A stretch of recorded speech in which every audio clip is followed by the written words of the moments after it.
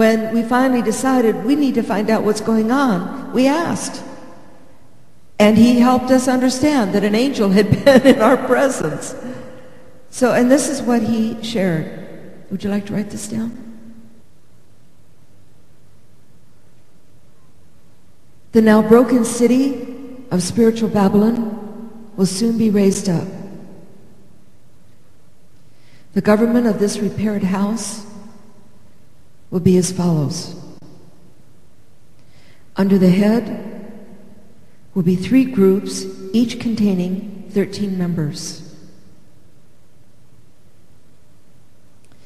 The first group will be the most powerful group under the head.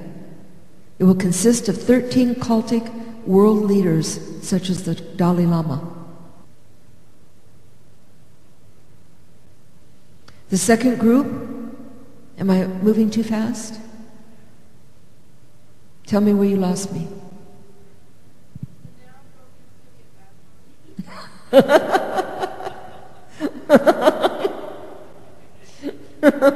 Maybe we're going to have to say, get the CD.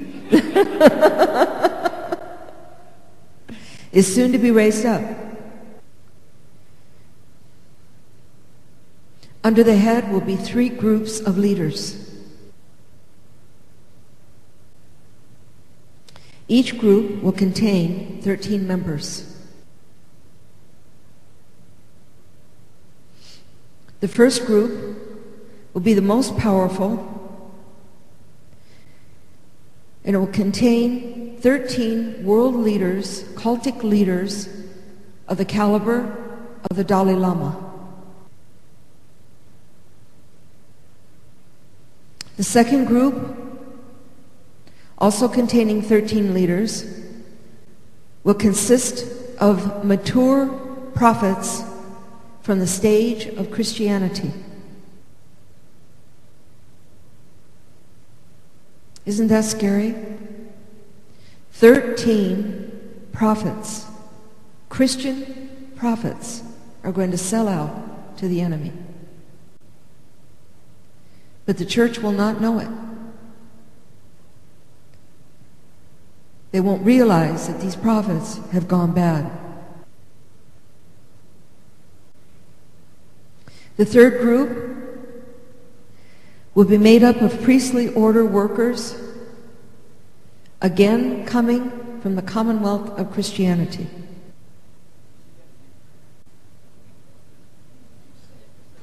Workers of the priestly order. Under these 3 governing groups will be 169 leaders of lesser degree, and they will carry out the instructions of the head. This is the new spiritual Babylonian church, the new world religion. This is the governmental head of the new world religion that I've just shared with you. Now remember, I told you that in the coming of the red horse, it is symbolic of the uniting of the geopolitical powers and the ecclesiastical powers. And it will result in the persecution of the church. Even consider Tiananmen Square, how that really was just persecution against some freedom fighters. This will result in the persecution of the church. The reason the horse is red is to symbolize the pouring out of innocent blood. In a vision, I was actually taken into a timeless capsule. I don't know how to explain it. When he takes me into this kind of thing, it's like I moved into timelessness. There's no way for me to judge time at any level. I was taken into this place of timelessness, and I saw an exquisite building. It was very beautiful, very desirable. When the owner of the building would leave, the building would like fold up and become a wall. When the owner of the building would return, the building would, like he would press a button, to open a garage door. Instead of a garage door opening, the whole building would unfold and become this most incredible, beautiful home. And the whole world was taken by this creation of his. And I saw people standing all around it, and they were people from every walk of life and from every religion, including Christianity. Christians that I recognized. I saw their faces. I recognized some of them. We're talking to other Christians about this incredible home. They were buying it. Their hearts were attaching to it. They were embracing it. And I said to the Lord, what is this house? And he said, this is the kingdom that Satan is establishing at this very moment. When it is complete, even the church, many members of the church, are going to embrace what he's going to offer.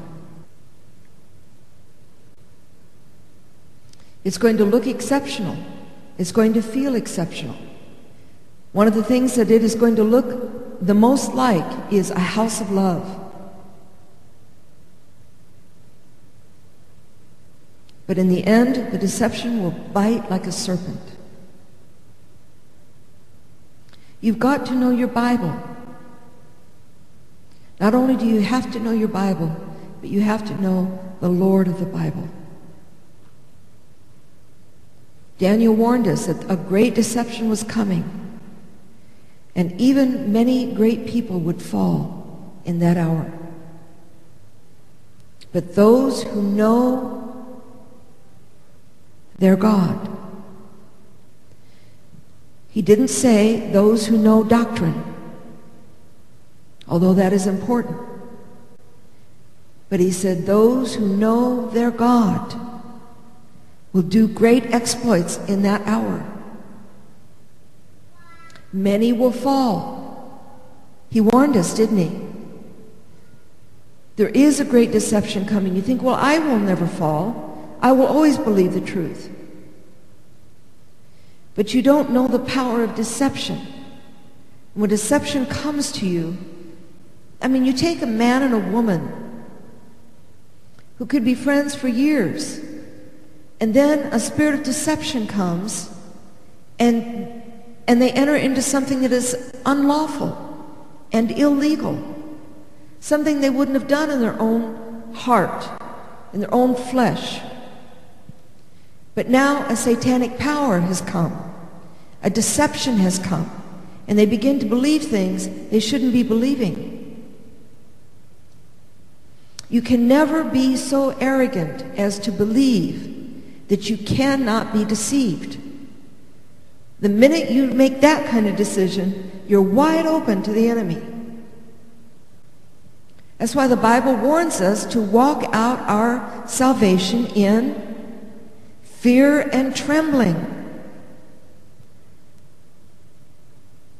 And may I be very honest with you, one of the greatest indicators of whether or not you can be deceived by the coming deception is whether or not you are teachable. If you are not teachable and not correctable, you are a prime candidate to fall to the deception that is coming. You will be one of the first people targeted by the enemy. And the chances of you falling are better than excellent.